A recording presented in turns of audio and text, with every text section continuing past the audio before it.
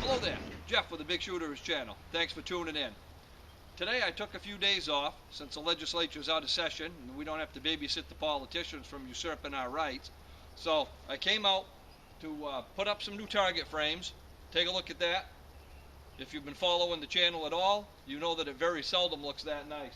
Usually it is all torn up from rounds going through it, and sometimes we get a little bit carried away with the explosives. So we've got a brand new backstop for the first time in a long time, and one of the questions I get more than any are, what is your backstop made of, and is it something that I can replicate at home? So while I'm cleaning up, before I start perforating that thing, I'll give you a tour of my backstop. Stick around.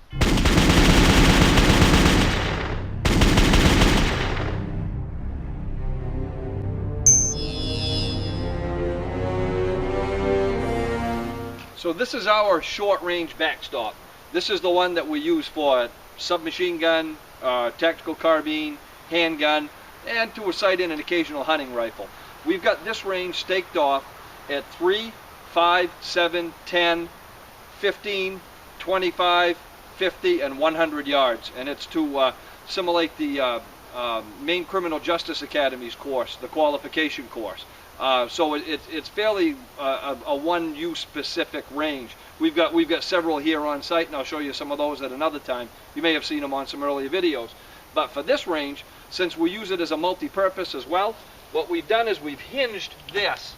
So with a rope, we can actually lift this up and right out of the way. And it extends all the way straight up. So it allows us to do some shotgun shooting, do some binaries, whatever it is that we're using when we don't want to ruin this, like buckshot and wads and that type of thing do. It gets it right out of the way. Now what you see behind here is called mill felt. And I don't know if you have a lot of paper mills in your area, or if you have mill felt available, but what this does is act as a buffer between the dirt pile and the target frame and the shooter. There are 2 layers of it, and it's about maybe 6 inches apart of dead space. So when you shoot around from your perspective this way, it goes through the targets, through 2 layers of mill felt, and hits the sand behind it, which we'll go around and I'll show you in a second.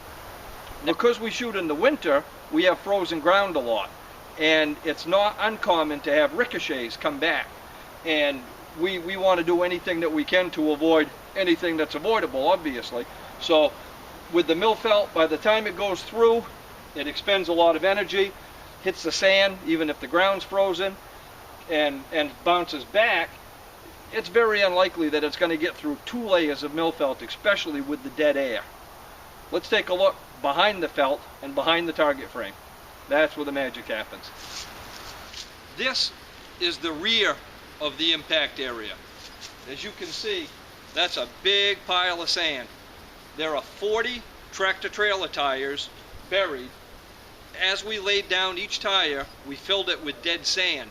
As well as the 40 tires, there are also 50 yards of sand piled up in here as well. And it's important to put sand in front of your tires as well as over the top and inside of them, because that hard rubber can certainly initiate ricochets as well. So you want to make sure that the tires are to the back of the impact area so that they expel all of their energy in the sand and just use the tires for a little bit of extra stopping power. Let's take a look at the side. So you've seen the front and you've seen the back. Now this is the side. It's not only wide, it's not only tall, but it's very, very thick. It's very deep. It's 15 to 20 feet wide at the base, and then it tapers up a little bit. Now, this gives you a good look at that buffer zone between the mill felt and the actual impact area where we've got the sand and then the tires further back inside the sand.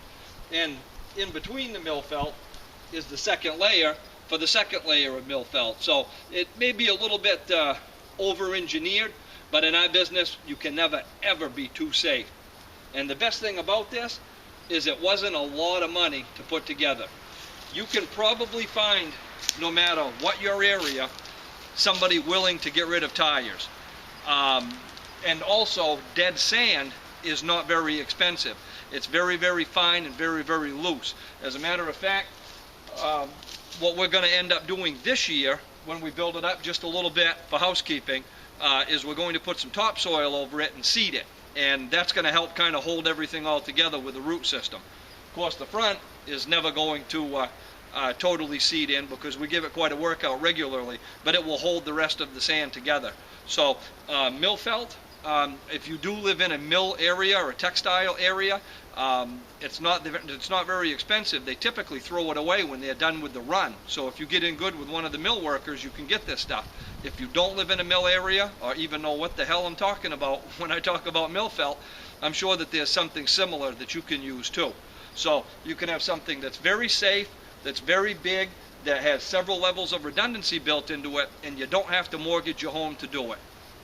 So this is how I built the backstop at our small range. Now we have several other ranges on site like we mentioned before. We've got a 400-yard range in the process of going to 500 yards, and then we've got a kind of a 1-mile jungle walk that we're building with 10 different positions on it. Everything from shotgun, long-range rifle, pistol, shooting from a motor vehicle, using a motor vehicle as cover. Picture it as a golf course, but every tee area is a different shooting challenge instead of golfing. And a little bit later this year, Tactissy is going to come up and visit us, and we'll have her take you through that new range if it's all ready. So if you have a different way you designed your range or improvements that you could give me for mine, please let me know in the comments. Always looking to do things better, and I always learn a lot from you. So this brings me to the coolest part of housekeeping and rebuilding the backstop. That's perforating it. I'm going to make some holes, and I want to thank you for stopping by. I hope you enjoyed the video. If you did, please like and share it with your friends. You can join in on the conversation on Facebook at facebook.com/guntestvids. And until next time, have fun and be safe.